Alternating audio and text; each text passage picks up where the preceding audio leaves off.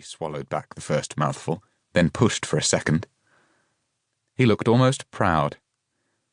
Simon tasted the aluminium can, the snappy, biting, bitter bubbles, and it lit a fuse.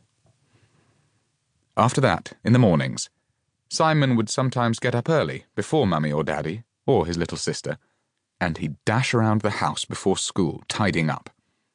He'd open the curtains, empty the ashtrays, clear away the discarded cans. Invariably, his mother went to bed before his father. Perhaps she didn't want to have to watch him drink himself into a stupor every night. Perhaps she hoped denying him an audience might take away some of the fun for him, some of the need. She never saw just how bad the place looked by the time his father staggered upstairs to bed. Simon knew it was important that she didn't see that particular brand of chaos. Occasionally there would be a small amount of beer left in one of the cans. Simon would slurp it back. He found he liked the flat, forbidden taste just as much as the fizzy hit of fresh beer.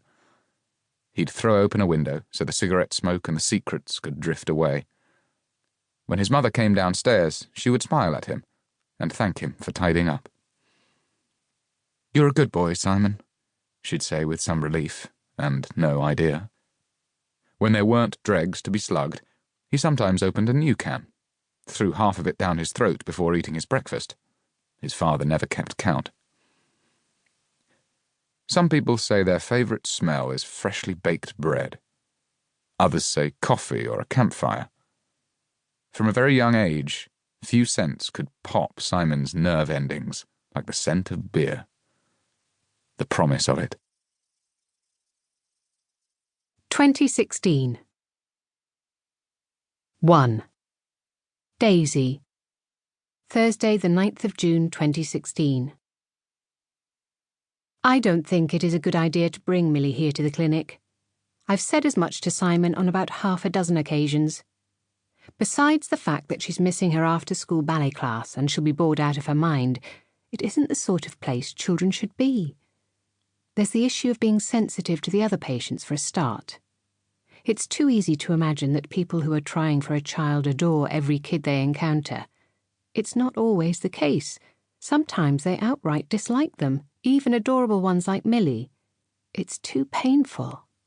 Millie's tinkling chatter in the waiting room might inadvertently irritate, cause upset. It sounds extreme, but infertility is a raw and painful matter. Plus, I'm worried about what to do with her when we go into the consultancy room for a chat with the doctor. This is only a chat. That's all I've agreed to. Yet I can't very well have her sit through a conversation about sperm and ovulation, the possibility, because it's not a probability, of her having a sibling. But nor am I comfortable with the idea of leaving her with a receptionist. She's just 6. We hadn't initially planned to bring her with us, but at the last moment our child-minding arrangements fell through, as child-minding arrangements are wont to do. We had little choice. I wanted to postpone the meeting. Forever, actually, but Simon was eager to get talking about the options and said postponing was out of the question. She would come with. "The sooner we know what's wrong, the sooner we can get it fixed," he said optimistically, his face alive with a big, hopeful grin. "There's nothing wrong, we're just old," I pointed out. "Older. Not old, not too old. Lots of women give birth at 45 years of age," he insisted. "Some of those are first-time mothers. The fact that we've already had Millie means you're in a better position than those women." I think the fact that we already have Millie means we should leave the matter alone, be content with one child. I think contentment is an extremely underrated life goal. Simon holds no truck with contentment. He likes to be deliriously happy or miserable. He'd never admit as much, but we've been together 17 years and I know him better than he knows himself. It seems to me that we have spent far too much of our married life in clinics such as this one. Places with beige walls and tempered expectations. Places that take your cash and hope, but can't guarantee anything in return. When we had Millie, our miracle, I thought all this aggravation, frustration and discontent was behind us for good. One is enough for me. I had thought, hoped.